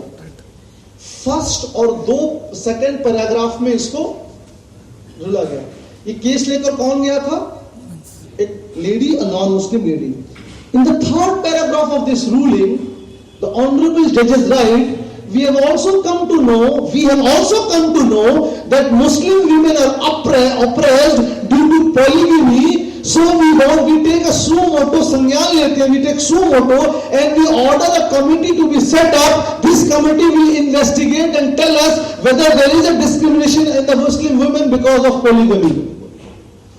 उस जजमेंट में जिसका मुसलमानों से कोई ताल्लुक नहीं था, एक हिंदू औरत महिला लेकर गई। उस जजमेंट में जज महोदय कहते हैं हम इस बात का संज्ञान लेते हैं, सुमोटो लेते हैं कि हिंदू मुस्लिम धर्म की औरतों पर 3 तलाक की वजह से और बहुपत्नी विवाह की वजह से बहुत ज्यादा जुल्म और ज्यादती हो रही है। इसलिए हम ऑर्डर देते हैं कि एक कमेटी बने, वो कमेटी इसको पूरी स्टडी करके हमको रिपोर्ट दे। फिर उस कमेटी ने इंडियन लॉ इंस्टीट्यूट को, इंडियन लॉ कमीशन को कहा। इंडियन लॉ कमीशन ने जो सवालनामा बनाया, और सवालनामा में सबसे पहला सवाल क्या था?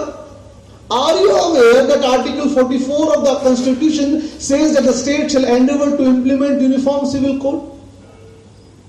ये मालूम है कैसा सवाल है? क्या आप अपनी बीवी को अभी भी मारते हैं? हां बोलेंगे तो फंसेंगे, ना बोलेंगे तो फंसेंगे। हां बोलेंगे यानी बीवी को मारता है, ना बोलेंगे यानी एक जमाने में मारता था। आप कहेंगे कि नहीं मुझे आर्टिकल 44 नहीं मालूम, तो क्या कहेगी लॉ कमीशन? अरे इनको तो मालूम ही नहीं है कि प्रोविजन नहीं है। और कहेंगे हाँ मुझे मालूम है, देखिए इनको मालूम है, they agree to it, that is why we decided to boycott it. Of course people have filed it, the lawyers have filed it, but हम जब मुस्लिम्स में एजुकेशन का लेवल कितना है, सच्चर कमेटी रिपोर्ट जिसने भी पढ़ी है मालूम है। सो हमने कहा नहीं भाई ये 2 धारी तलवार है, सबको इतना ही नहीं होती। So the reason of boycotting was this. Fine, ये जानना बहुत जरूरी है। जैसे अभी हमारे काजी सर से बात हो रही थी, सर बता रहे थे कि किस तरह 6 महीने का लड़का हुआ, वो नीट का मामला एग्जाम से 4 दिन पहले आ गया, सर ने बताया मुझे अभी। तो मैं आपको बताऊं हुआ कि जब ये रूलिंग आई, गुजरात से एक 37 इयर्स औरत को ढूंढा गया। सरा नाम था उनका, सारा ढूंढ के लाया गया। वैसे लोग मिल जाते हैं, क्या कहा, we will not go into it.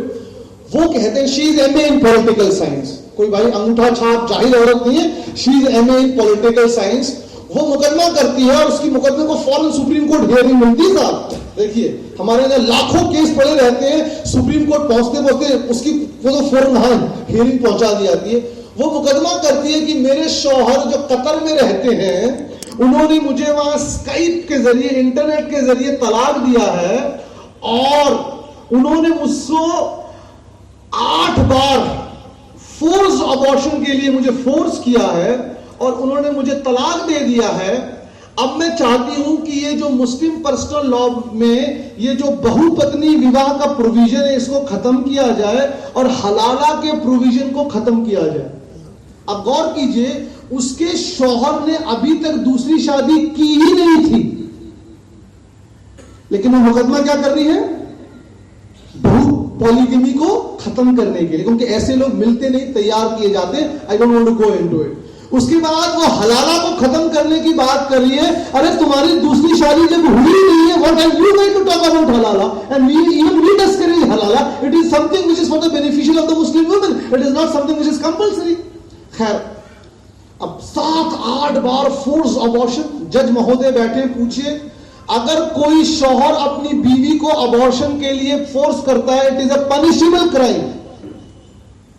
अगर वो औरत चली जाए पुलिस के पास, तो शौहर जी को हथकड़ी लगाकर जेल में, अगर आप अपनी बीवी को अबॉर्शन कराते हैं, और उसके शौहर ने 1-2 बार नहीं कराया, 7 बार, ये स्टोरी बनाएगी ऑफ कोर्स, क्योंकि वो जाहिल नहीं थी।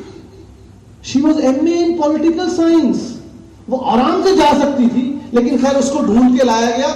ये स्टोरी है, अच्छी बात। अल्लाह ताला ऐसी मदद फरमाता है, क्या बताएं। उसी दौरान सुप्रीम कोर्ट में एक और रूलिंग आई, जिन्हें पूरा केस चल रहा था। केस क्या था? एक हिंदू महिला ने लोअर जज में, सेशन कोर्ट में एक मुकदमा डाला कि मैं चाहती हूं कि मेरे शौहर, मेरे पतिदेव शादी विवाह के बाद मेरे घर आकर रहें। घर जाएं बोलते हैं, और उसके पति ने कहा नहीं मैं नहीं रहूंगा, और अगर तुम मुझे इसके लिए फोर्स करोगी I will give you divorce. Supreme court ने जो सेशन कोर्ट ने जजमेंट दिया, if a Hindu woman compels her husband to stay in her house, it is a valid reason for the husband to issue divorce. कहा अगर कोई औरत अपने पति को इस बात के लिए बाध्य करे कि वो विवाह के उपरांत उसके घर रहे, तो ये उस पति के लिए तलाक देने के लिए एक वैलिड रीजन है। औरत इस सेशन लोअर कोर्ट के जजमेंट को मानी नहीं, वो गई हाई कोर्ट में भी यही रूलिंग आई, फिर कोई सुप्रीम कोर्ट में भी यही रूलिंग आई कि अगर कोई औरत अपने पति को अपने घर रहने के लिए मजबूर कह रही है, तो as per Indian custom and law, Bharat के सांस्कृतिक तहजीब के मुताबिक शादी के बाद पति के घर जाकर औरत रहती है, तो उस कस्टम और ट्रेडिशन को मेंटेन करते हुए इस शौहर के पास तलाक देने का पूरा हक है। फाइन। अब आता है आर्टिकल 14। जब हमने बोला कि डायरेक्टिव प्रिंसिपल और आर्टिकल 25 में कोई कंपैरिजन नहीं है, one is directive principle and one is fundamental right, so the central government, minister का नाम नहीं लेना चाहता हूं, he came with another statement which is on record, he says no we are using article 14। बोलते नहीं, हम तो आर्टिकल 44 की बात नहीं कर रहे, हम तो आर्टिकल 14 को अपनी बुनियाद बना रहे हैं भाई। It says there shall not be any discrimination between people of different religion, caste and gender. कहा मर्द और औरत में कोई फर्क नहीं होना चाहिए, क्योंकि इस्लाम मजहब में सिर्फ मर्द तलाक दे सकता है, औरत तलाक नहीं दे सकती है, तो ये औरत और मर्द में फर्क हो रहा है, लिहाजा this is a fundamental right, तो औरत को तलाक का हक नहीं है, लिहाजा this freedom of religion will not take place. ये पूरी बहस चल रही थी, तो एक 1962 की रूलिंग ऑल इंडिया की, state of Tamil Nadu versus Murugopan, उसमें क्या है, it's say they have defined religious freedom. वो क्या बोलते हैं, जो आर्टिकल 25 में है, the people have got religious freedom, बोलते हैं by religious freedom it means the essential and the fundamental part of religion and not every aspect of religion. बोलते हैं जो मजहबी आजादी का इख्तियार है, इसमें मजहब के सारी चीज शामिल नहीं है, जुलूस निकालना, हार पहनाना, सिर्फ मजहब की बुनियादी चीजों की आजादी मिलेगी। और इसके बाद एक ऐसी रूलिंग है, अल्लाह करे कोई वकील हमारे जमात से और इसको चैलेंज करे, कहा है the court will decide what constitutes the basic principle of religion. साहब आज भी इंडियन जुडिशरी में अमीर अली नाम के एक साहब का हुआ कादियानी, उसकी कुरान के तर्जुमे को यूज किया जा रहा है। भाई आप इंडियन लॉ, इंडियन कानून के एक्सपर्ट हो सकते हैं, आपको कैसे डिसाइड करेंगे कि किसी भी मजहब की बुनियादी तालीम क्या है। ये जो मुंबई का केस हुआ हाजी अली दरगाह का, उसमें गवर्नमेंट ऑफ महाराष्ट्र ने क्या पिटीशन डाला मालूम है, nowhere in the Quran it states that women are not allowed to visit grave, since it is not mentioned in Quran it is allowed। देखिए साहब, बहुत खतरनाक साजिश है, उलमा की जिम्मेदारी है, मुफ्ती साहब कभी इसमें उलमा की मीटिंग करेंगे, ये लोगों को अहले कुरान बनाने की कोशिश हो रही है। मैंने कहा supreme court Indian law institute में, मैंने कहा पूरे कुरान मजीद में ला इलाहा इल्लल्लाह मुहम्मदुर रसूलुल्लाह एक जगह भी नहीं है, पूरे कुरान में नहीं है। अब बोलिए ये भी इस्लाम की बेसिक तालीम नहीं है। ऑन रिकॉर्ड बता रहा हूं मैं, पूरे कुरान मजीद में ला इलाहा इल्लल्लाह मुहम्मदुर रसूलुल्लाह एक साथ कहीं नहीं है, अलग अलग है, टुकड़े में एक साथ नहीं है। अरे कुरान की एक आयत है, जो अल्लाह और उसका रसूल दे वो ले लो, और जिससे रोके उससे रुक जाओ, ये कुरान है। तो सुन्नत को फॉलो करना is a ruling in Quran, हदीस को फॉलो करने का हुक्म कुरान में मौजूद है। अगर आप हदीस का इनकार कर रहे हैं तो इनडायरेक्टली कुरान मजीद का इनकार कर रहे हैं। और अल्लाह के रसूल अलैहि सलाम ने औरतों को जाने से रोका, एक अलग इश्यू है। तो ये कोशिश चल रही है कि पीपल शुड नॉट फॉलो सुन्ना, people should follow only Quran and then you become अहलुल कुरान। दूसरा जो उलमा की जिम्मेदारी है, it is not a right situation, but since we have got उलमास, I will raise the request, आपको अपने बयानों में बताना है कि निकाह जो है ना इस्लाम की बुनियादी तालीम है। मकासिद शरिया में एक क्या है? नस्ल का तहफ्फुज। वन ऑफ द 5 कोर मकासिद, the aims of the sharia is to preserve your generation and genealogy. Unless you go for a good woman, by good I mean someone who is from a good background, educated, literate, well mannered, you will not have a good generation. तो निकाह जो है ये इस्लाम की बुनियादी तालीम में है, ये हमारे फुरूई मसाइल नहीं है। खैर, we'll come back to it. तो हमने कहा ठीक है भाई साहब, जजमेंट आ गया कि एक औरत अगर अपने शौहर को अपने घर में रखने के लिए मजबूर करे तो वो शौहर तलाक। मैंने कहा अल्लाह ताला कैसी मदद फरमाता है। अब वो जो मैडम सारा को ढूंढा गया था, गुजरात की 37 इयर्स ओल्ड, उनका यही केस था। She was compelling her husband to stay with him, with her, and he was declining, and that is why he issued a divorce. अल्लाह ताला की मदद है कयामत तक। हमको नहीं, ये अल्लाह ने कानून है, हमको अपनी जिंदगी में शरीयत का पाबंदी करना। खैर, अब देखिए मजे की बात, मैंने कहा भाई आप वुमेन्स राइट की बात कर रहे हैं, आइए देखा जाए इंटरनेशनल कन्वेंशन देखा जाए। इंडियन गवर्नमेंट ने 1983 में convention for the prevention of crime against women पर दस्तखत की, भारत सरकार ने 1983 में। उसमें आर्टिकल नंबर 25 क्या है? There shall not be any differentiation and distinction between men and women. ये एक अंतरराष्ट्रीय बैनुल अक़वामी स्तर पर, तो उसमें बहुत से क्लॉज है, 31 क्लॉज है। तो आज ऑन रिकॉर्ड, आज की डेट में जब साइन जो गवर्नमेंट ने किया, हमारे मुल्क में अभी तक ऐसी हालात नहीं हो पाए हैं कि औरत और मर्दों को हम बराबर हक दे पाए। So we accept this convention for the prevention against women, but we do not accept article 25. आप इंटरनेशनल लेवल पे तो मान रहे हैं कि अभी इस मुल्क में वैसे हालात नहीं हुए हैं, और इस मुल्क के सबसे पिछड़े हुए जो लोग हैं Muslims, as per structure committee, उनको आप इंपोज कर रहे हैं। अगर आप वाकई सच्चे होते तो गोवा में इंप्लीमेंट करते। आइए हम उससे बात चले, नागालैंड और मिजोरम भाई इंडिया का हिस्सा है, आज भी वहां सीआरपीसी नहीं लगती, सही है सर? आज भी सीआरपीसी नहीं लग रही है। जेल चोरी करना और कत्ल करने की जो सजा यहां मिलेगी वो नहीं लगेगी। गवर्नमेंट ने क्या किया? Article 361 says they shall follow their tribal laws and customs. अब आप भूल गए सीआरपीसी, अब आपको यूनिफॉर्म सिविल कोड याद नहीं आ रहा है, क्योंकि अगर आप इसको नाफिज करेंगे तो नागालैंड और मिजोरम के लोगों का वोट बैंक चला जाएगा। तो there is full politics involved in this. मैंने इससे बड़ी मिसाल दी साहब, क्योंकि यहाँ सब अडल्ट बैठे हैं। मैंने कहा गवर्नमेंट की पॉलिसी क्या है? ट्यूबेक्टोमी और वेसेक्टोमी। अगर आप नसबंदी के लिए जाएंगे ना, गवर्नमेंट की पॉलिसी है मर्द नसबंदी कराएगा तो 2000 रुपए, औरत नसबंदी कराएगी तो 1500 रुपए। मैंने कहा आप ये क्यों नहीं बराबर दे रहे साहब?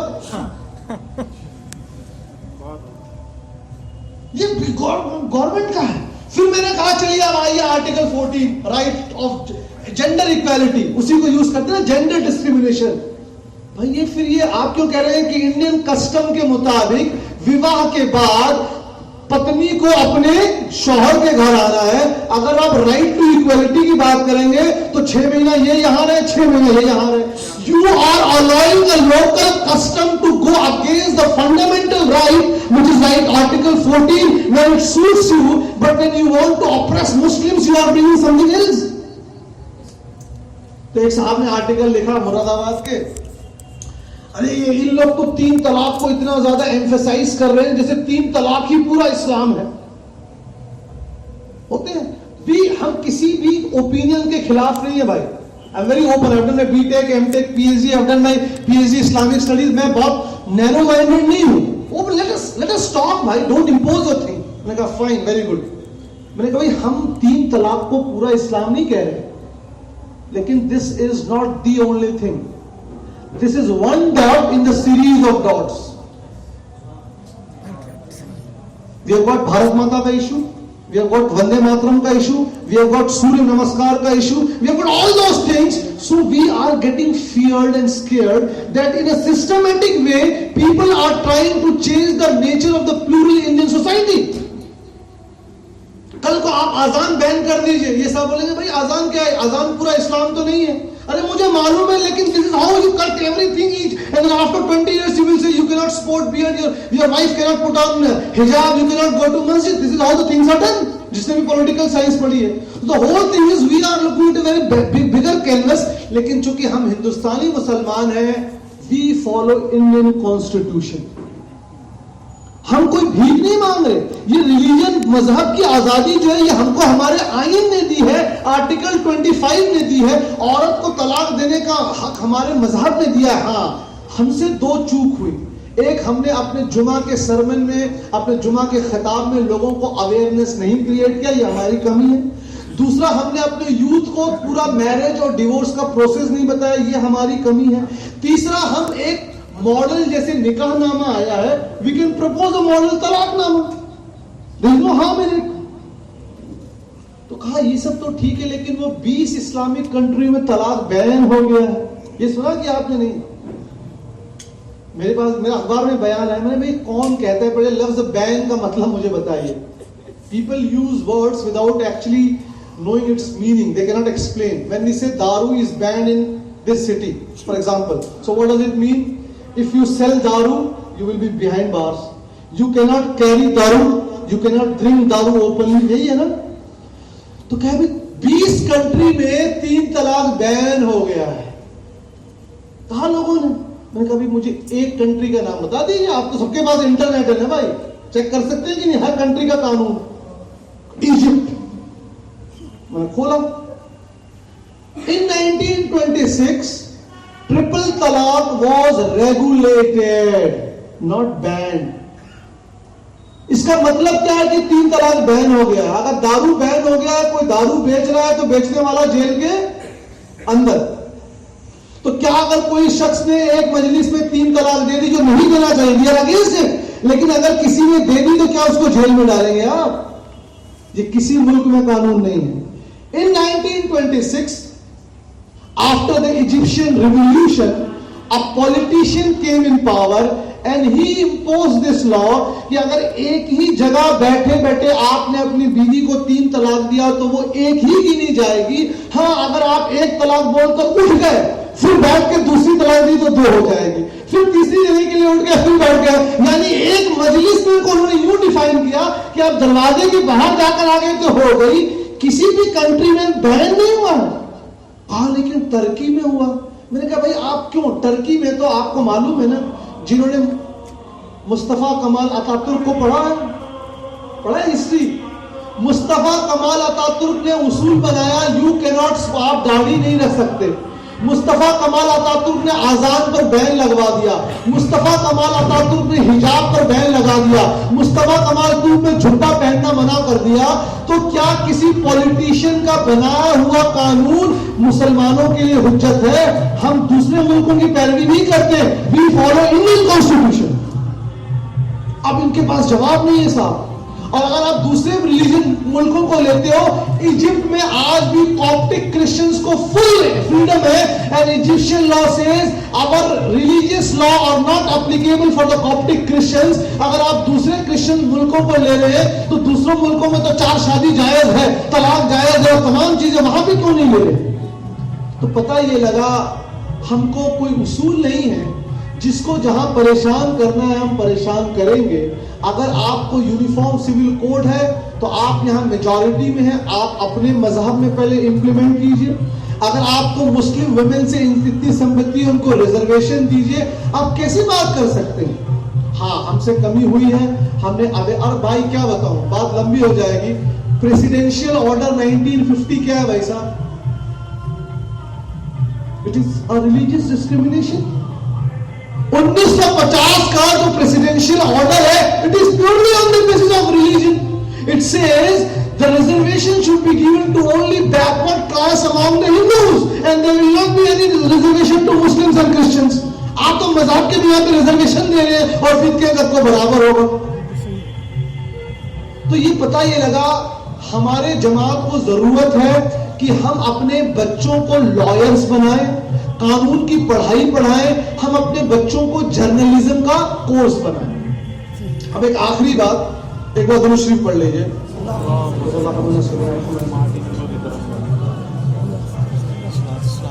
बस 5-7 मिनट और, बहुत इंपॉर्टेंट। कल को ऑर्डर आ गया, मैं 11th को हियरिंग है, मान लो आ गया तो ऑर्डर ये आएगा, अल्लाह ना करे आए, लेकिन मुझे मालूम नहीं आने वाला है, triple talaq in one sitting is unconstitutional, असंवैधानिक आएगा। तो इसका असर क्या पड़ेगा मुस्लिम समाज में, और क्या हमको डरना चाहिए? एक ये सवाल। दूसरा, वो मुस्लिम महिला मोर्चा वाली कौन है जो आ जाती है झंडा पकड़ के, वी वांट फ्रीडम? ये दोनों ग्रुप के बारे में जान लीजिए। एक है ऑल इंडिया वुमेन मुस्लिम पर्सनल लॉ बोर्ड, जिसकी बानी है जकिया सोमन। दूसरी है मुस्लिम महिला मोर्चा, जिसकी फाउंडर है शाइस्ता अंबर। ये दोनों कौन है? मैं इनके रिलीजियस आइडेंटिटी पे सवाल नहीं कर रहा हूं, because I am not the right person to do it. मैं जस्ट इनका बैकग्राउंड बता रहा हूं। शाइस्ता अंबर ने लखनऊ में एक मस्जिद बनवाई। मस्जिद के इनॉग्रेशन के इन्होंने किसको बुलाया बताइए आप? हम मस्जिद बनाते हैं तो किसको बुलाते हैं इफ्तिताह के लिए? किसी आलिम को, अच्छे शख्स को जो मुतक्की हो, जिसके दिल में खौफ खुदा हो, कोई आलिम हो, मुफ्ती हो, सैयद, इन्हीं को बुलाते ना। इन्होंने बुलाया आरएसएस प्रचारक, क्या नाम है? Mohan Bhagwat. Right now Google कीजिए, राइट नाउ, अगर किसी को शक है। Shaista Amber invites Mohan Bhagwat for masjid inauguration. अभी गूगल कीजिए, इससे सच्ची दलील क्या होती है? हमको देखिए, अभी जो हमको इनके इस रिलीजियस ओरिएंटेशन पे हम कुछ नहीं बोलेंगे, लेकिन क्या this lady can she become a spokesman of Muslim women? हम उसके इस अमल पे कुछ नहीं करेंगे, मुफ्ती साहब नहीं है, वो इन लोगों का काम है, लेकिन क्या वो ये काम करके मुस्लिम औरतों की नुमाइंदगी कर सकती है? कोई स्टूडेंट है कॉमर्स का, okay, the sampling is always from the major group और the minor group? Major group, right? अगर मुझे ये पता करना है कि मुझे नागपुर शहर में 4 घंटा बिजली काटनी है, गवर्नमेंट ये फैसला लेती है, तो वो 4 घंटे कौन से होंगे? 8 से 12 की 12 से 4, 4 से 6? इसके लिए गवर्नमेंट बोलती है हम सर्वे करेंगे। बोलते लेकिन जिस सर्वे में सिर्फ करोड़पति लोग हिस्सा लेंगे, क्या ये सर्वे वैलिड होगा? करोड़पति लोग को क्या असर पड़ता है? उनके यहाँ तो एसी है और वो इन्वर्टर है। किससे लेना पड़ेगा आपको survey? Middle class. The survey, the sampling is always from the majority group. सही बोल रहा हूं ना भाई? कार्ल्स कोएफिशिएंट पढ़ लीजिए, it is always from the major group. आपने मुस्लिम महिलाओं को छोड़कर वो शाइस्ता अंबर को, वो इंडियन सिटीजन हो सकती है, हम उसके सिटीजन होने पे इनकार नहीं कर रहे, बट वो मुस्लिम महिलाओं की नुमाइंदा नहीं हो सकती। साहब जज महोदय बैठे, मैं इनके लैंग्वेज में बात अर्ज करूं, इनके सामने एक शख्स को पेश किया गया, कहा ये अब तक 10 बार जेल गया है, 2 बार चोरी के जुर्म में, 1 बार बलात्कार जिना के जुर्म में, 1 बार डकैती के जुर्म में, 1 बार मोलेस्टेशन के जुर्म में, और फिर वो गवाही देने आया है। जज साहब, क्या एज पर इंडियन कानून वो शख्स की गवाही मानी जाएगी? साहब, जो आदमी खुद मशकूक हो गया, देखिए वो इंडियन सिटीजन है लेकिन वो गवाही के काबिल नहीं है। तो ये है मुस्लिम महिला मोर्चा की बानी। दूसरी तंजीम है all India Muslim women personal law board. इसकी बानी का नाम है जकिया सोमन। ठीक है, वो हमको उनके पर्सनल लाइफ में कुछ नहीं जाना है, but just for information, she married a non Muslim and her son says I do not follow any religion, I am an atheist. हमको पर्सनल लाइफ में नहीं जाना है, उनकी लाइफ है, वो अल्लाह ताला उनके बीच में है, but then can she become a representative of Muslim women? ऐसी औरतों को खड़ा किया जाता है, 250-300 लोगों को एक बंद कमरे में फोटो खींच जाती है और मीडिया में उनको दिखाया जाता है। हमने 20,000 औरतें निकाली थी मुख्तलिफ शहरों में, कानपुर में, बदायूं में, वो मीडिया में आए ही नहीं। वहां नकाब में औरतें आकर कहती नहीं हमको हमारी शरीयत मंजूर है। अल्लाह ने कैसे काम लिया कि जब इन्हीं मुस्लिम महिला मोर्चा वालों ने सुप्रीम कोर्ट में एफिडेविट दी तो क्या बोलते हैं, there is less than 1% of triple talaq in one sitting. अल्लाह ने देखिए कैसे काम किया। I got on record, Bangalore की गवर्नमेंट अप्रूव्ड दारुल कज़ा मुफ्ती असलम मिज़बाही साहब, a good friend of mine, उनके पास जाइए, उनके पास अब तक 2200 केसेस आए हैं तलाक के, 2200, जिसमें सिर्फ 17 केस 3 तलाक एक सीटिंग के हैं। क्या ऐसा आप दिखा रहे हैं जैसे कि इसकी वजह से औरतों को जो है बहुत ज्यादा जुल्म और सितम हो रहा है। आप क्या कर रहे हैं, आपने क्यों नहीं इनको किया औरतों को? यूपी में आप औरतों को जमीन दीजिए, यूपी में औरतों को जमीन नहीं, हिंदू धर्म की बात कर रहे हैं। गोवा में मुस्लिम औरतों के लिए जो है शादी कर रहे हैं दूसरे लोग, तो आप ये किसको बेवकूफ बना रहे हैं? तो अब आ गया, रूलिंग आ गई 11 मार्च को, ट्रिपल तलाक इज अनकॉन्स्टिट्यूशनल। इसका मतलब क्या होगा? अच्छा एक बार बता दूं कि 4 स्कूल ऑफ जुरिस्प्रूडेंस है ना, हनफी, शाफी, मालिकी और हम्बली, एक नया ग्रुप आया है। हम आज वो बात नहीं करेंगे, जस्ट मैं इंफॉर्मेशन दे रहा हूं। दे कॉल देमसेल्व्स सलफी और अहलुल हदीस।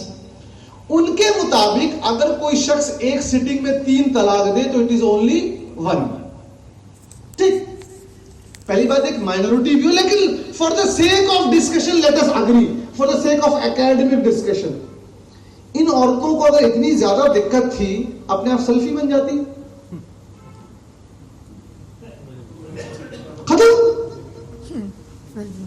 जिन औरतों को दिक्कत थी Hanafi, Shafi, Maliki, Hambali school of law से, बोलती हम आज से सल्फी बन गए हैं और ये 3 तलाक को हम एक ही मानेंगे, खत्म हो जाती बात।